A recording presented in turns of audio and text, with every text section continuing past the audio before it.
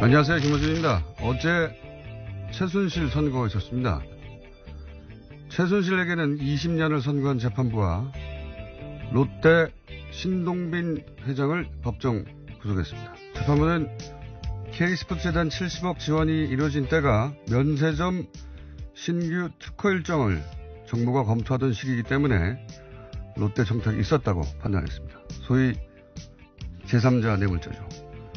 또한 재판부는 대통령의 요구가 있었다고 하더라도 그 이유만으로 신 회장을 선출한다면 어떤 기업도 뇌물 유혹에서 벗어나지 못할 것이라고 신 회장을 질타했습니다. 그런데 면세점 하나도 재벌의 현안이라면서 어떻게 삼성물산과 제일모직의 10조짜리 합병이 현안이 아닙니까? 20년 가까이 진행되어 왔던 그룹의 삼성그룹의 승계 작업을 어떻게 재판부만 모를 수 있죠? 판사님, 롯데는 대통령이 70억 요구할 때 면세점이란 현안을 재빨리 청탁했지만 삼성은 말 지원만 70억, 재단 204억, 추가 지원 213억을 약속하면서 너무 착하고 너무 겁이 많고 너무 무서워서 어떤 청탁도 생각이 나지 않았고 그래서 그냥 돈을 달라는 대로 다 뺏긴 천하에 둘도 없는 등신이라는 건가요? 삼성이? 이 판결의 의미는 삼성이 그렇게 등신이거나 혹은 어려운 법률 용어로 읊어주면 속아 넘어갈 거라고 국민을 등신 취급한 것이거나 둘 중 하나다. 그래서 이 재판은 최순실 신동빈 재판이 아니라 이재용 추가 면죄부 재판이다. 김호준 생각이었습니다.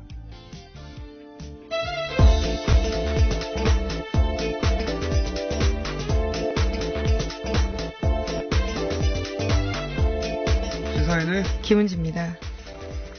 자, 최순실 판결이 났는데 뭐 최순실 중형이야 예고됐던 것이고 예기치 않았던 게 이제 신동빈 회장의 실형이죠? 네, 심지어 법정 구속이 됐습니다. 네. 2년 6개월 선고를 받고요. 곧장 감옥으로 들어간 겁니다. 구치소로요. 네. 네. 여기 롯데그룹 회장한테는 적용이 됐어요. 네. 신동빈 회장의 구속은 제가 보기엔 이재용 부회장 집행유예의 콜레트럴 데미지다. 저는 그렇게 봅니다. 네. 삼성에 적용했던 기준을 롯데에도 적용하면 신동빈 회장은 집행유예 돼야 되는 거예요. 그런데 이제 그렇게 되면 재벌들 다 풀어준다는 소리를 들으니까 재판부가 이제 엄정했다는 제스처를 위해서 신동빈 회장을 제물로 삼은 것이다. 저는 그렇게 봅니다. 저는 그렇게 물론 봅니다. 70억은 추가로 제공한 혐의조차도 문제가 되긴 하는데요.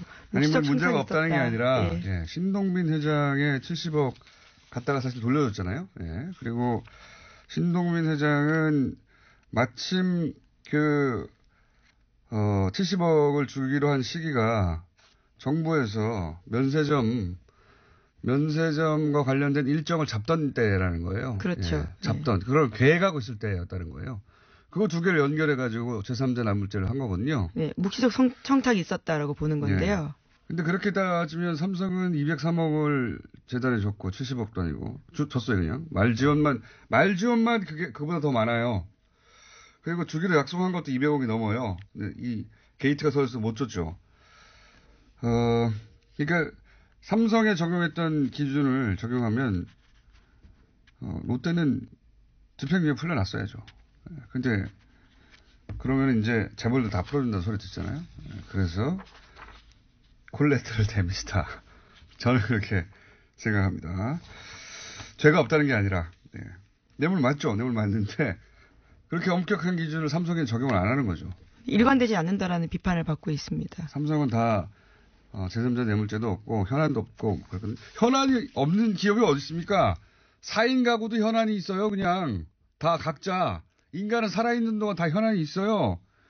근데 삼성은 현안이 없었다는 거 아닙니까 그때? 네, 승계 작업은 삼성이 아주 오래된 수건 사업이자요. 현안이었습니다. 현안이 어떻게 없을 수가 있습니까? 이 거대 재벌에 어떤 현안인가가 문제지. 근데 삼성은 승계가 현안이었다고 그 분야의 전문가인 김상조 당시 그때는 교수였죠. 법정에 가서 증언도 했는데, 아니, 20년 동안 그것만 연구한 사람이, 그것만 연구한 건 아닙니다만, 최고 전문가가 맞다고 하는데 아니래잖아요, 재판부는. 아, 정말. 그리고, 일단, 뉴스 전해주시죠. 뉴스를 들으면서 같이 열릴게요. 네, 관련된 뉴스 전해드리면요. 어제 최순실 씨 2심 선고 있었는데 최 씨는 징역 20년 선고받았습니다. 인정된 혐의는요. K스포츠와 미래재단에 대해서 최 씨가 대통령과 공모해서 기업들 돈을 강요해서 만들어냈다라는 건데요. 이재용 삼성전자 부회장에게 받은 72억 원, 또 롯데와 SK로부터 받았거나 받기로 한 돈은 모두 뇌물로 인정됐습니다. 하지만 말씀처럼요. 이재용 부회장의 항소심과 마찬가지로 경영권 승계를 위한 묵시적 청탁은 없었다라고 판단하고 있다고 합니다. 돈을 괜히 준 거예요. 청탁도 없이. 예. 롯데나 다른 곳은 여기서 롯데만 나왔으니까 롯데는 이제 면세점이라는 현안이 있어서 생각해낸 거예요. 대통령이 돈을 달라고 했는데 현안을 생각해낸 겁니다. 재빨리. 하지만 삼성은 너무 착해가지고 마음이 저는 너무 바보 같아요. 순진해가지고 대통령 돈 요구하는데 나는 아무런 청탁도 하지 말아야지 이랬다는 거 아닙니까? 네, 이재용 부회장 2심 판단에 따르면 강요의 피해자라는 건데요. 말씀처럼 순수한 피해자라는 거죠. 이것도 피해자예요. 지금 최순실 20년 선고 이런 것만 집중 보도하고 있는데 사실은 그 속에 숨어있는 이재용 추가 면죄부 이걸 보도해야 해요. 이걸 보도하는 데가 MBC밖에 없는데 이 승계 작업이 20년짜리고 아니 그리고 거기 안에 보면 또 박근혜 대통령은 그룹 승계 하나를 몰랐다는 거예요. 바보들의 대행진이에요. 삼성과 박근혜. 이재용 말도 안 되는 소리를 진짜. 자, 그래서 어떻게 됐어요? 그 다음 뉴스가 뭡니까? 네, 또 최순실 씨 1심 재판부 같은 경우에는요. 같은 사안에 대해서 이재용 삼성전자 부회장이 2심 재판부와 여러 면에서 다른 판단 내놓은 게 있긴 합니다. 최순실 씨 1심은 삼성이 최 씨에게 제공한 말의 성격을 뇌물로 판단했는데요. 뿐만 아니라 안종범 업무수석도 증거 능력을 인정했습니다. 이것도 핵심을 놓친 분석입니다. 뭐냐면 이재용 재판부는 36억만 인정했는데 여기서는 72억을 인정했잖아요. 예, 그렇죠. 그런데 그러니까 준 사람은 36억을 줬다고 1심에서 판단하고 여기 최순실 받은 사람은 72억을 받았다고 판단한 거예요. 앞뒤가 안 맞는 거죠. 네, 그렇죠. 그래서 1심한테 뭐라고 할 수 있긴 있는데 핵심 이 둘 다 이재용 부회장이 청탁한 건 아니라는 겁니다. 핵심은 돈의 액수가 왔다 갔다 한 거 가지고 이제 이게 틀리지 않느냐 1심 재판부에 대해서 문제 제기하는 건데 핵심은 그게 아니에요. 액수가 좀 늘어나고 줄어들 수도 있는데 핵심은 둘 다 36억이든 72억이든 이재용 부회장이 청탁해서 준 돈은 아니다. 이재용은 제3자 뇌물 무죄 똑같아요. 액수가 좀 바뀐 거지. 그리고 이제 말도 뇌물로 인정했다. 막 이런 얘기 하는데 이게 핵심을 놓친 거라는 겁니다. 청탁을 둘 다 안 했다고 판단하는 게 핵심이에요. 예. 그리고 이제 안종범 수첩 증거능력 인정. 이것도 차이가 있다고 이제 분석을 했던데, 이것도 핵심이 아니에요. 전부 인정된 게 아닙니다. 이재용 부분, 청탁 부분 여기서 최순실 재판에서 인정 안 해요. 이재용 부분 다 뺐어요, 다. 모조리. 이재용 무죄! 이겁니다. 이재용 피해자! 바보! 이거예요. 당했어! 최순실 재판이나 이재용 재판이나 둘 다 똑같이 이재용은 다 빼준 거예요. 그게 이 재판의 핵심이에요. 이재용 면죄부. 다시 한번. 최순실 20년이든 21년이든 19년이든 별로 중요하지 않습니다. 예. 그리고 신동민은 콜레트럴 데미지. 빠져나간 건 오로지 이재용 이겁니다. 원래 최순실 1심 재판이 지난달 26일이에요. 예, 미뤄졌습니다. 갑자기 미뤄졌거든요. 갑자기. 예. 이재용 재판을 먼저 했어요. 순서가 뒤집혀졌거든요. 저는 왜 그랬다고 생각하냐면 2심에서 고등법원에서 면죄부를 먼저 줘야 그 논리를 1심에서 받아서 할 수 있으니까 그렇게 설계된 거라고 저는 추정합니다. 저 혼자. 네. 이 재판부를 다 공범으로 만들어 버리는 거죠. 예. 박근혜 재판 때도 마찬가지로 세 번째 면죄부를 주겠죠. 다 공범으로, 재판부를 다 공범으로 만드는 거예요. 그래야 판사들끼리 삼성 면죄부 주는데 부담도 덜고, 이렇게 차근차근 여론 관리도 가능하고, 역시 맞는 거구나. 저 혼자 강력히 주장합니다. 재판 일정도 그렇게 설계한 거라고.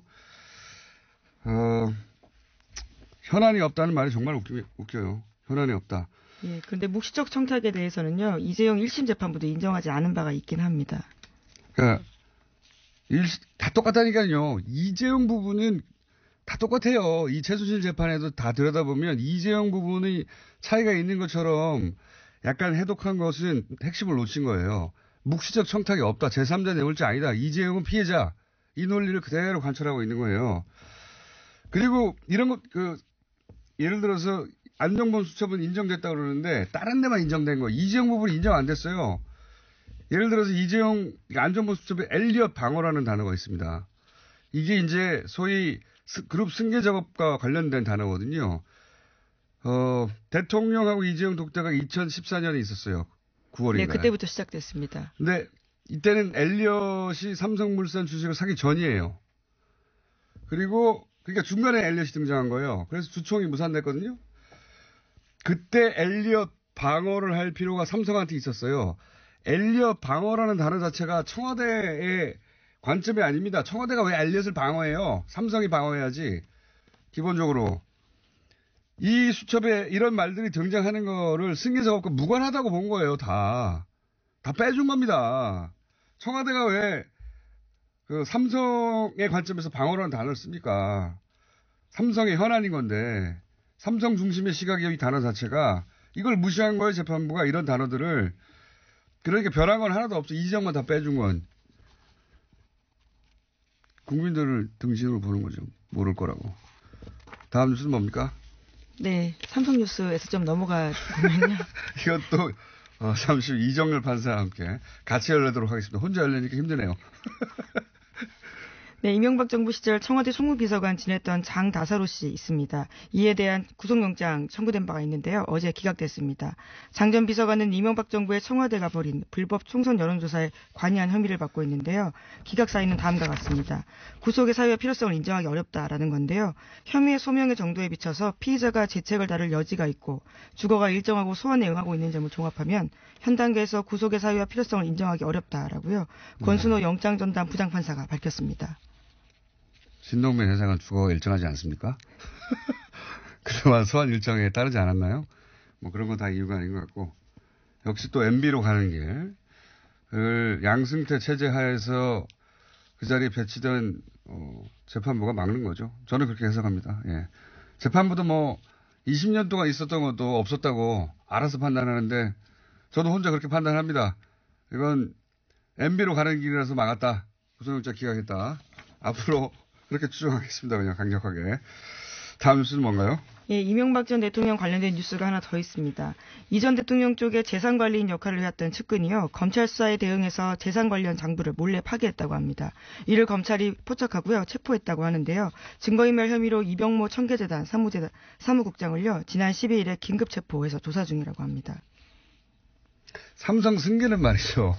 20년 동안 국민연금, 그러니까 삼성물산 합병에 국한된 게 아니에요, 이게. 이거는 네, 아주 오래된 프로젝트입니다. 삼성 승계 전체에 대해서 끊임없이 20년 동안 로비를 한 것부터 전방위로 그 중에 하나 걸린 거예요, 제대로. 이걸 또 풀어주는 거예요. 예, 일시가 피해자라고. 딱딱 맞지 않다고 해서요. 그게 아니라고 뭐가 딱딱 안 말하기는 맞습니까? 예, 쉽지 않죠. 예, 재판부가 그렇게 판단을 했더라고요. 날짜가 몇 개 안 맞다. 삼성 현안이 없대잖아요. 박근혜 대통령은 그걸 몰랐고 현안이 있는 줄 승계 작업이 20년 동안 이루어지고 있다는 것도 몰랐고 재판부도 모르고 다 모르는 거예요. 자기들만. 예, 청와대 문건도 있고요. 안종범 수첩도 있는데 다 그것들을 배척하게 된 거죠. 최순실 재판이 아니에요. 이재용 재판이지 이게 다. 네, 이병모 씨로 다시 넘어가실까요? 신동빈 회장이 구속된 것도 이재용 재판의 여파예요. 이게 다 이재용 봐주려고 이러는 거예요. 다 망가뜨리는 거예요. 이제 박근혜 재판도 보세요. 똑같이 나오지 이제. 예, 어제 법정에 있던 기자들에 따르면요. 신동빈 회장 굉장히 당황한 모습으로 법정 구속됐다고 합니다. 예상을 전혀 못했던 것으로 삼성이 보이는데요. 2년 6개월을 풀려났잖아요. 이 정도면 나는 뭐 집행유예겠구나 생각하고 있었겠죠. 그게 맞잖아요. 형평에도 삼성은 훨씬 더 액수가 크고 훨씬 더 집중적이고 말 사주고 다 했는데 거기는 풀려나고. 야, 삼성 재판이에요. 삼성 재판 다. 박근혜 재판도 삼성 재판입니다. 이제 보십시오. 좋겠습니다. 이정부 회장. 아무리 죄를 지어도 다 봐주고 좋게 써야죠. 자, 또 뭐 넣을 수 있습니까? 네, 청계재단 사무국장이 긴급 체포돼서 조사 중이라고 하고요. 영장도 곧 칠 예정이라고 합니다. 네. 조사 잘 받길 바라고요. 자, 다음 뉴스 뭡니까? 네, 미국 백악관이 현지 시각으로 13일에 한반도의 비핵화는 타협이 가능하지 않다는 입장을 강조하기 위해서라도 북한에 관여할 의향이 있다라고 밝혔다고 하는데요. 관여할 자기들 어떻게 관여합니까? 말을 하겠다는 거죠. 말을. 예, 여기서 관여는 대화 전략이라고 볼 수 있습니다. 연합뉴스가 서면 질의를요. 백악관 국가안보회의 관계자와 했다라고 하는데요. 이렇게 답했다라고 합니다. 뭐랄까요? 좀 궁색하네요, 표현이. 대화를 하겠다는 건데, 그죠? 그렇죠. 대화를 하겠다는 말을 그냥 하지 못하고. 전제 조건을 밝힌 건데요. 그러니까 이거예요.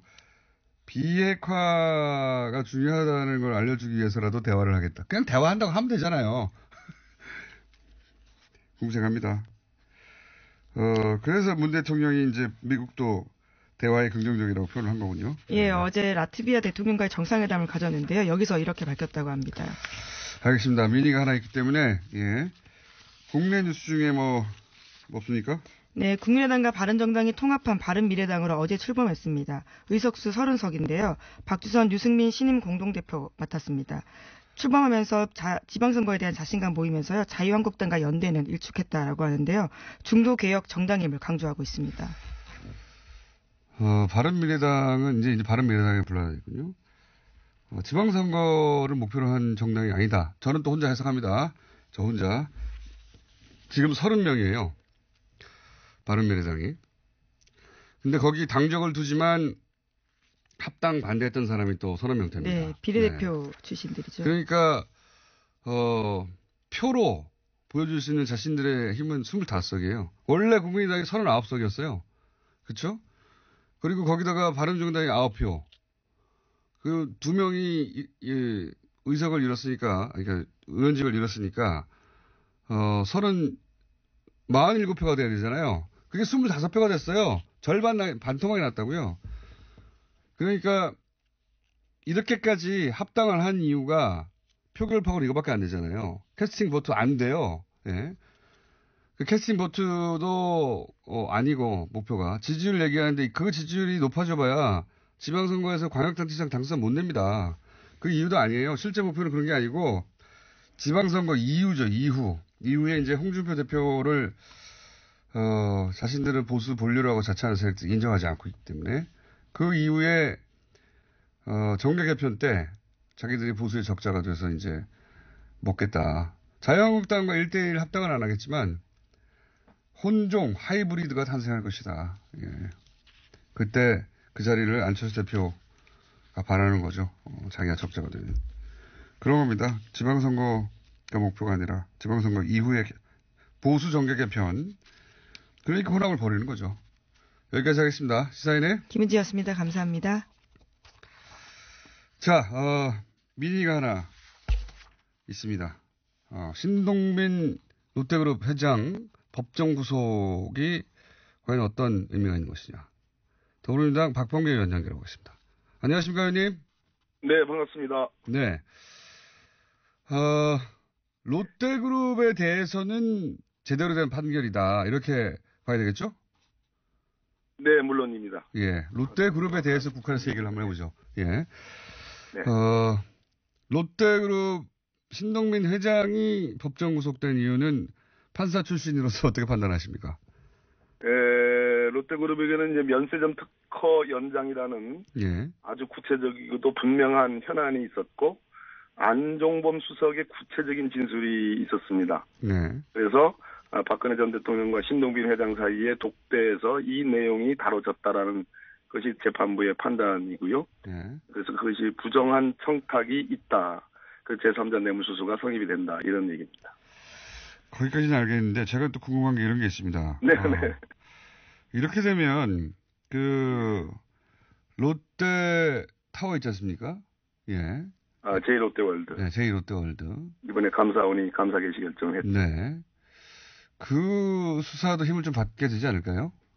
현재는 이제 감사원의 감사 단계니까 예. 아마 어떤 형태로든 간에 성과를 낼 것이고 그에 따른 무슨 수사 의뢰나 고발이 있을 가능성이 있다고 봐야 되겠죠. 의원님이 굉장히 관심을 많이 가지고 있는 여기는 의혹이 많다라고 계속 말씀해 오셨던 사안 아닙니까? 제1롯데월드는 최고입니다. 그게 최고입니까? 제대로 밝혀져야 됩니다. 예. 예. 제가 다스에 관심이 있는 것처럼 의원님은 제1롯데월드에 오랫동안 관심이 있으셨던데 MB 시절에 예. 동안 가면 예. 말씀하십시오.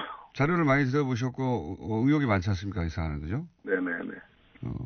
그러니까 이 구속이 그 수사에도 힘을 받을 것이다라는 게 저의 기대 전망인데 그럴까 이렇게 여쭤보는 겁니다. 네, 뭐 롯데 측에서는 해명해야 될 내용들이 많죠. 뭐 악재는 연속적으로 발생하는 거니까요. 네. 그런데 이제 그 신동빈 롯데그룹 회장은 매우 엄격한 법 적용을 통해서 제3자 뇌물죄가 인정되고 법정 구속도 다 됐는데 반면에 삼성 이재용 부회장은 제3자 뇌물죄 이 재판에서도 인정이 안 됐고, 그죠? 예. 사실상 빠져나갔지 않습니까? 예, 그렇습니다. 예, 장시호 영재 스포츠 부분도 다 무죄로 해주고. 예, 그렇습니다. 그러니까 예. 이제 최순실이라는 개인에게 돈을 준 것은 부정한 청탁이라는 요건이 필요 없는 단순 뇌물 수수의 그렇죠. 박근혜 최순실 공모 공동정범이다. 이렇게 인정이 된 거고요.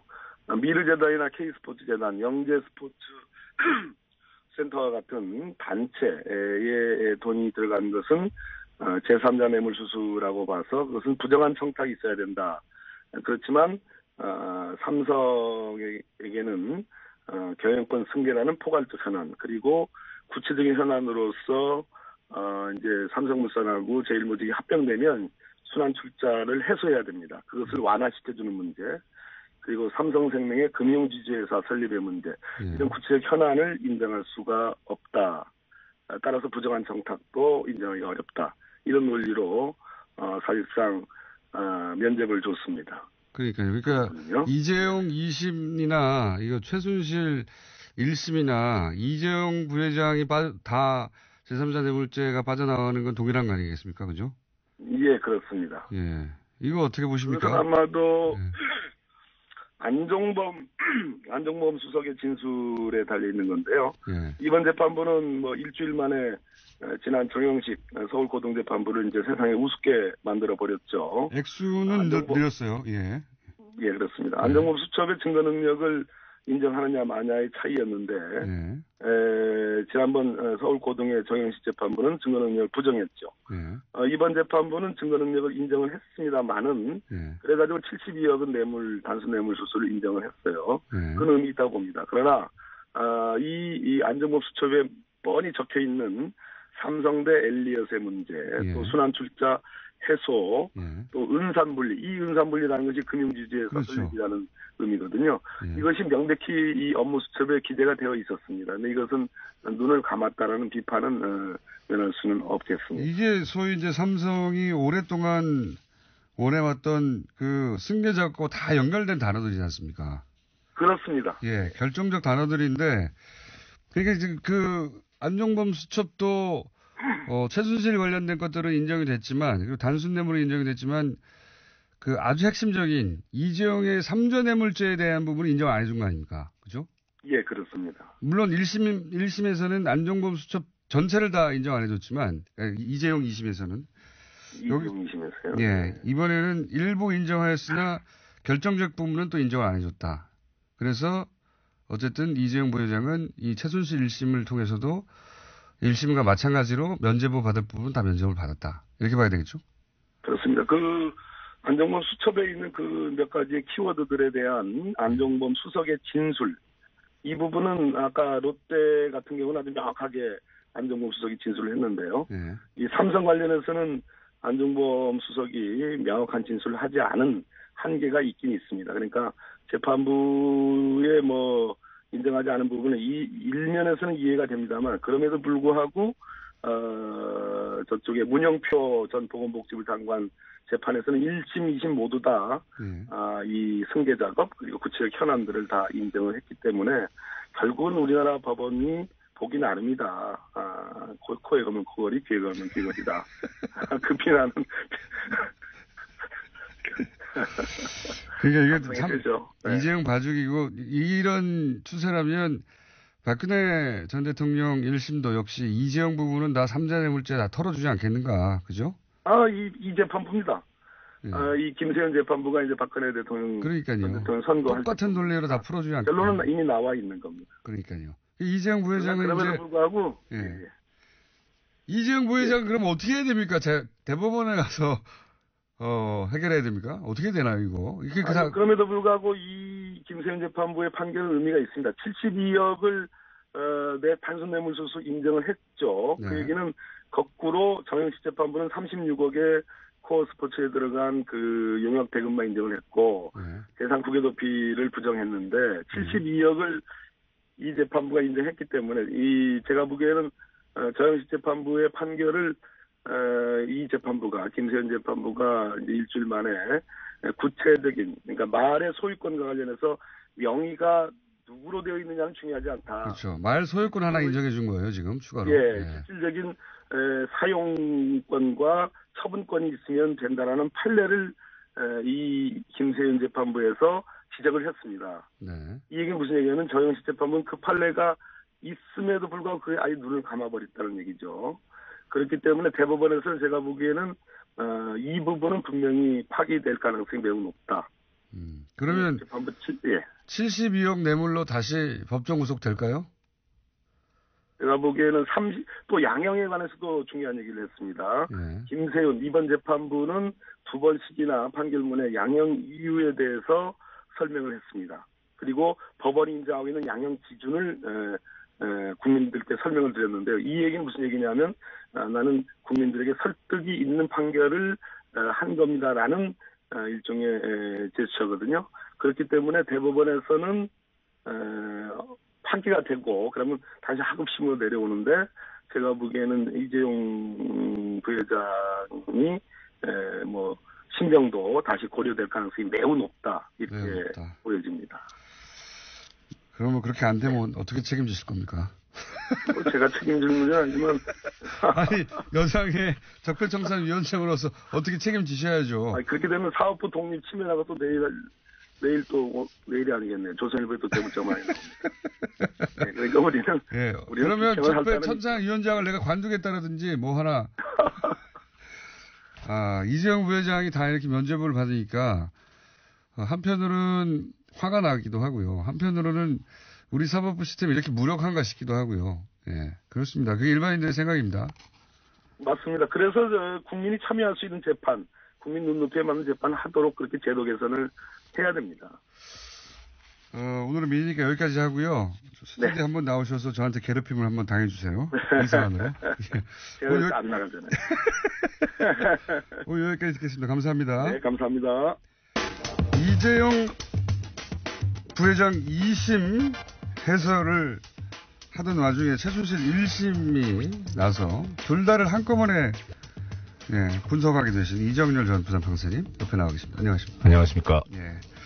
점점 많아요, 분석할 게. 이런 거 설상가상이라고 하죠. 제가 결론부터 여쭤볼게요. 제가 오늘 오프닝에서 이 최순실 1심은 이재용 추가 면죄부 재판이다라고 성격 규정을 했습니다. 맞습니까? 탁월하십니다. 언제나 항상 느끼는 바지만 공정정의 저도 그렇게 생각해요. 제가 탁견과 해안은 정말 은하계에서 따라올 사람이 없다. 언론에 다 최순실 얘기만 해요. 20년 받았다고. 그러니까 중형받았다고 하면서 이게 상당히 엄정하고 공정한 재판인 듯. 그렇죠. 신동미 회장은 무려 또 불구속 상태에서 싸웠다가 재판 받다가 법정에서 바로 구속해버렸다. 이 얼마나 엄정한 재판부인가. 그러나 실제 그 안에 숨어 있는 것은 이재용 면죄부다 다. 그렇죠. 이 신동빈 회장은 참 저는 개인적으로 알지는 못하는데 엄청나게 억울할 것 같아요. 아니 그 사드 때문에 피해는 다 봤지. 그 사실 자기가 원한 게 아니잖아요. 박근혜 최순실 국정농단 때문에 사드 그 나가지고 피해 본 거 아닙니까? 회사 피해 봤는데 그거 어떻게 좀 해보려고 하다가 게다가 돈을 70억 줬다가 돈을 가져가라 해서 돈을 가져왔어요. 자기들은 그러니까 돈을 안 준 거예요, 사실은. 근데 그거 추징당했잖아요, 지금. 그 추징이야 이제 그 돈 자체가 이제 불법설 띄고 있으니까 뭐 컨그라타 치고 그다음 또 하나는 아니 이재용 부회장과 비교하자면 그러니까 이재용 돈을 부회장과, 줬다가 네. 돈을 받았는데 이제 그러니까 이재용 부회장과 비교하면 지금 2년 6개월 이 주형은 똑같은데 형도 똑같아요. 예, 집행유예가 붙었냐 안 붙었냐 차이거든요. 네. 근데 거기는 그걸로 해서 얻은 게 얼만데 여기는 아직까지 회복이 안 되고 있잖아요. 그 삼성물산과 그다음에 제일모직 합병으로 10조가 됐어요. 10조가. 그러니까. 어마어마한 이득을 얻어갔어요. 근데 이제 신동빈 회장 면세점 가지고 이제 면세점도 현안 맞죠? 아, 현안이죠. 예. 뭐, 그것도 이제 돈 잘 버는 거고. 하지만 그룹이 기우뚱하는 건 아니잖아요. 그것 때문에. 예. 아무리 현안이 그렇다 하더라도 이 그룹 승계는 잘못하면은 지배권을 잃게 되는 거거든요. 그렇죠. 예. 이재용 부회장이 치밀하게 해야죠. 그래서 이재용 부회장이 부회장의 지위를 잃게 되는 거거든요. 사실은 어마어마한 현안이에요. 근데 이게 현안이 아니라고. 예. 일단 그 공장장께서 오프닝에서도 말씀하셨고 조금 전에 그 뉴스 브리핑 타임에서도 말씀하셨는데 네, 좀 흥분했습니다. 예, 아니요. 저는 저기 이 일반적이고 건전한 상식을 가진 그 국민이라면 당연히 흥분할 수밖에 없는 지금 상황이. 그리고 뉴스는요. 네. 이재용 부회장 다시 한번 면죄부 받아 이런 걸로 깔려야 되는 거예요. 그렇죠. 정상적인 사회라면. 아까 이제 말씀 중에 그런 말씀이 있었습니다. 저기 그 재판부들이 공범이 돼가지고 이렇게 하나씩 밀어주고 있는 거 아니냐. 공범으로 다 만들어버리는 설계, 삼성에. 예. 근데 어제 이제 지금 전제로서 제가 말씀드리고 싶은 거는 지금 판결문이 안 나온 상태여가지고 네. 제가 가지고 있는 정보는 하나는 재판부에서 나온 보도자료. 그것도 한 10몇 페이지 되잖아요. 17장입니다. 예. 보도자료가 무슨 17장이나 돼. 그리고 그다음에 이제 각종 기사들 그리고 그 법정의 현장에서 이 김세윤 부장의 선고 그 이야기를 요지를 직접 듣고 메모를 한 사람이 있어요. 그 사람으로부터 넘겨받은 자료 이게 전부인데 그 정도면 엄청난 자료예요 지금. 현재로서는. 네. 근데 거기에 이제 그 법정에서 김세윤 부장이 이런 말을 했다고 합니다. 이 부정한 청탁 관련해가지고 관련 사건 1심 항소심 결론과 같이 판단했다. 그러니까 이재용 재판 결과를 받아들였다는 거예요. 예, 봤다는 거죠. 그래서 제가 최순실 재판을 갑자기 일정이 뒤로 미뤄진 게 우연이 아니라 요 이재용 2심 재판 결과를 그대로 받으라고 이렇게 설계한 것이다. 그것도 연기한 것이. 저 혼자 주장하는 바입니다. 외로워하지 마십시오. 저는 예. 주장합니다. 예. 설계했다. 일부러 뒤로 밀었다. 저는 숟가락을 얻는 차원을 넘어서 함께 하겠습니다. 가랑비는 같이 맞아야 된다. 기도 아니지만. 그러면은 요 사안은 누가 고소고발할까요? 이런 주장을 했다고? 솔직히 누가 하든지 관심은 없고요. 오기만 하세요. 그냥 박살 내주겠습니다. 근데 여기서 또 하나 이 재판부가 재밌는 게 지금 제가 오늘 드리고 싶은 말씀에 대부분 근데 변호사 자격증도 없으시잖아요. 나를 변호해 줄 수도 없잖아요. 제가 항상 말씀드렸잖아요. 변호사법에 변호사는 품위 유지 의무가 있거든요. 네. 저는 변호사가 아니라서 품위 유지 의무가 없어요. 막 싸울 수가 있구나. 그렇죠. 좋습니다. 예. 하나 이제 또 저는 주장합니다. 일부러 밀었다. 추가해서 말씀드리자면 1심 항소심 이재용 부회장 재판부의 1심 항소심 결론과 같이 했다고 했는데 미묘한 균열들이 조금씩은 보입니다. 미묘한. 예. 그러니까 여기까지는 내가 못하겠어 이런 거.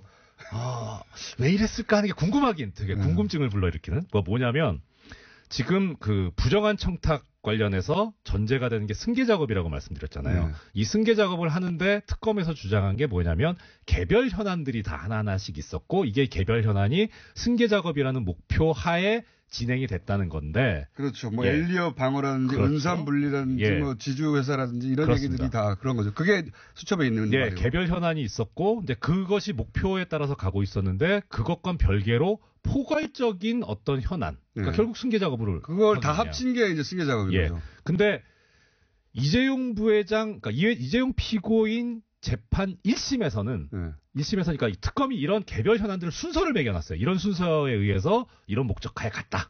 근데 중요한 거는 목적이지 순서가 아니다. 그렇죠. 해가지고 목적을 보니 승계 작업이 있었고 그래서 승계 작업을 인정을 했어요. 거기서는. 근데 항소심에서는 아예 승계 작업 자체를 날려버렸고. 그렇죠. 승계가 없다고 그러니까 개별 현안도 사라지는 거죠. 그렇죠. 개별 현안이 사라지니까 청탁도 없어지는 거예요. 이런 구조입니다. 그렇죠. 예. 근데 이번 이제 최순실 이 재판부에서는 어떻게 봤냐면 특검이 제시한 그런 순서에 의한 승계 작업은 없었다. 이런 식으로 표현이 됐어요. 아, 약간 빠져나갈 구멍을 만들었네요. 그러니까 예, 승계 작업 자체가 없었다고 본 건 아닌 것 같은데. 예. 그런 순서가 그렇게 중요한가? 순서가 뭐가 중요합니까? 동시다발로 일어났는데. 사실 처음에 이 이재용 피고인 1심 판결이 났을 때 그 재판부의 판결을 보고 제가 붕괴했었거든요. 어떻게 이 판결을 이런 식으로 쓰나 싶었는데 지금 차츰차츰 나오는 거 보니까 그 재판부에서 제일 훌륭했네. 오히려? 예. 오히려? 왜 그렇게 생각하십니까? 그러니까 일단 이 큰 그 승계 작업이라고 하는 것이 존재한다는 거에 대해서는 그 재판부를 유일하게 인정한 거예요. 이 이재용 관련해서는. 그러니까 야 이게 공장장님한테 벌금 90만 원 선고한 그 재판부. 예. 훌륭하잖아요. 그 1심이 그나마 괜찮다. 승계 작업은 인정했다. 유일하게 인정한 재판부. 네, 이재용 관련해서는. 예, 그 무정표 뭐 이런 거 빼고. 그 작년에 얼마나 욕을 했는데요.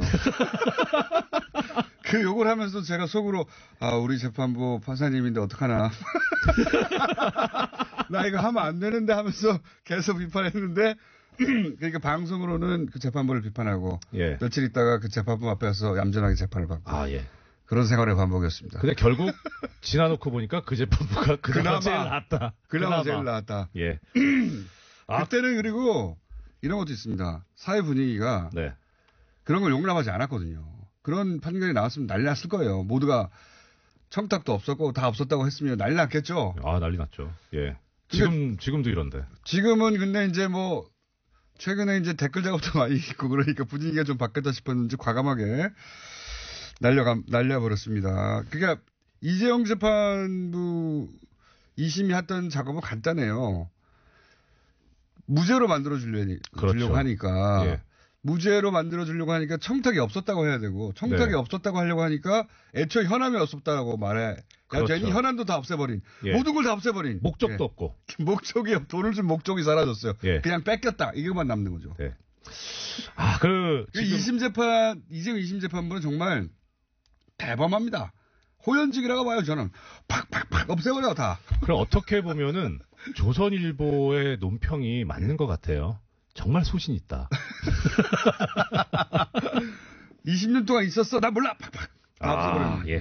자, 지금 원래 오늘 드리고 싶었던 말씀이 사실 그 뇌물 부분 중에서 말 소유권 쪽이었거든요. 근데 이게 최순실. 그거 하나가 뚜렷하게 차이가 있는 점이에요. 재판이 지금 나와가지고 그래서 좀 방향이 좀 틀어졌는데 아까 잠깐 얘기가 나왔습니다. 안종범 업무수첩이 있습니다. 이게 이제 지금 증거 능력이 인정됐다는 건데 제가 어제 말씀드리면서 뭐라고 말씀드렸냐면 이 이재용 피고인 재판부 항소심에서 승계 작업이 없었고 부정한 청탁도 없었다라고 보게 된 근본적인 그 논리상 구조는 안종범 업무수첩을 증거 능력을 날렸잖아요. 그래서 아무것도 없어지는 거죠. 그렇죠. 그러니까 순서대로 그러니까 어떻게 보면 그 재판부의 말은 틀리긴 했지만 일관성은 있어요. 일단 그게 증거가 없어져 버렸으니 이제 뭐 지시를 했다는 것도 안 보이고 그러니까 뭐 무슨 뭐 부정한 청탁에 대한 인식이 있었겠냐 하는 것까지는 이제 쭉 물 흐르듯이 가는데 어제 최순실 피고인 재판부의 특징은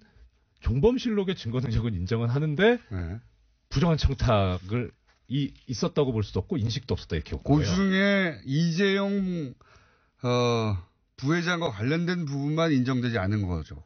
그러면 결과적으로는 그래 보이는데 그걸 인정했다면 청탁이 없었다고 말할 수가 없잖아요. 그건 판결문을 봐야 될 것 같은데 일단 그런데 만약에 이게 증거 능력을 그렇다고 증거 능력은 제한적으로 인정하고 뭐 그럴 수 있는 게 아니라 인정하면 하는 거고 아니면 아닌 거거든요. 그러니까 일단 증거 능력 자체가 인정이 됐으니까 그 부분의 그러니까 그 내용을 못 믿겠다고 한 건지는 모르겠어요. 그런 여지가 있을 수는 있어요. 근데 그것도 좀 이해는 안 가는데. 그건 판결문 보시고 얘기하시고. 근데 앞뒤가 안 맞는다는 거죠. 그렇죠. 그러니까 여기서 이 판결에서 궁금한 점은 뭐냐면, 이게 이런 증거 능력을 인정을 해놓고 어떻게 없다고 봤을까? 이 논리는 또 뭘까? 그게 되게 또 궁금해요. 그거는 이제 판사님으로서 법률가로서 궁금하신 것이고, 네, 근데 거기에서 그 보도자료에 보면 재밌는 부분이 있습니다. 지금 17장짜리 보도자료를 이제 재미없기만 해봐요. 혐의가 18개인데 이제 거기에서 뭐 유죄냐 무죄냐, 뭐 유죄면 왜 유죄냐, 무죄면 뭐 왜 무죄냐라는 걸 이제 쭉쭉 재판부가 이제 써놨어요. 보면 하나하나가 다만 3줄, 4줄. 이재용 관련해서는 한 장 반을 썼어요. 찔린 거죠, 자신도.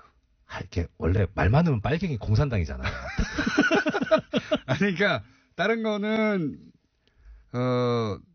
이렇게 해도 아무도 시비 걸지 않는데 그러니까. 이재용 부분은 굉장히 마음이 찔린 것이고 그런데 그렇게 길게 보도자를 냈으면 언론도 그만큼의 비중으로 이재용 부회장에 관해서 썼어야 되는 겁니다. 그렇죠. 이게 저는 재판부도 이 부분이 지금 자기네들의 아킬레스건이라고 생각을 하고 있는 것 같아요. 그러니까 이렇게 길게 썼고 이제 여기서 또 하나 눈여겨 보이는 게 뭐냐면 이 부정한 청탁 이게 계속 문제가 되고 있는데 그 부분에서 부정한 청탁을 판례를 죄송합니다. 대법원 판례를 인용을 하고 있어요. 그 이재용 피고인 재판부 1심도 그렇고 항소심도 그렇고 그러면서 그 판례를 인용하면서 이 법리에 근거하면 부정한 청탁에 대한 인식이 있었다고 보기 어렵다 이렇게 갔어요. 항소심은. 그래서 제가 그 대법원 판결을 찾아봤어요.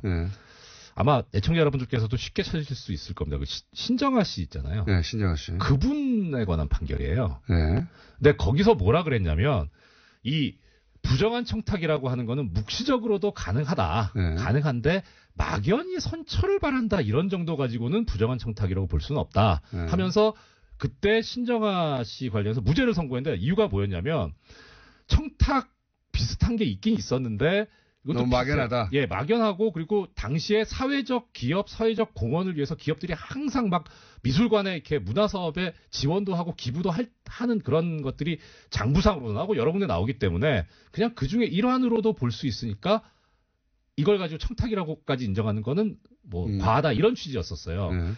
적어도 그런 정도 사정이 있어야 된다는 거죠. 근데 그런 사정도 없을 뿐만 아니라 더 나가서 이재용 피고인 항소심 재판부가 뭐라 그랬냐면 뚜렷하고 명확한 인식이 있어야 된다 그랬어요. 우리가 애청자 여러분 많이 들어보셨겠죠. 미필적 고의라는 얘기를 합니다. 그랬을 수도 있겠군. 하면 이제 이게 고의범이 되는 거예요. 근데 이상하게 부정한 청탁은 명확해야 된다는 거죠. 그러니까 판결을 만들어버린 거예요. 그거를 근데 최순실 피고인 재판부에서 그대로 따다 쓴 겁니다. 이재용한테만. 그러니까. 기가 막힌 거죠. 저는 그냥 상식적으로 봐서 이런 게 이해가 안 갑니다. 법리를 떠나서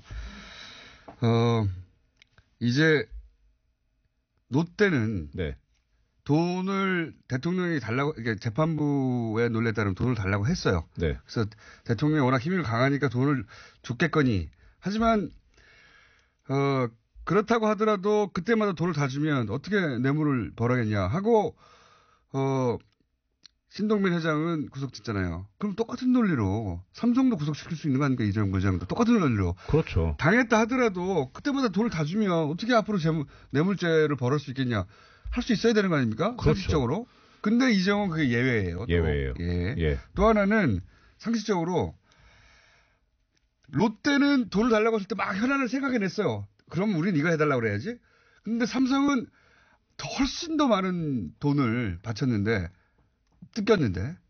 근데 롯데는 삼성은 아무런 현안도 왜 면죄부를 줬어요? 뜯긴 거 아니고 그냥 준 거예요. 이게 제 말은 그 재판부의 논리대로. 재판부 논리대로. 삼성은 아무런 현안도 생각해내지 않은 겁니다. 없었다니까요. 그러니까 삼성은 그냥 그동안 돈을 달라 할 때마다 그냥 돈을 막 주고 말았지. 아무런 현안도 생각해내지 않았다. 무서워서. 너무 착했어. 삼성은 순진해가지고 이게 말이 되냐 이거예요. 배포가 약해서.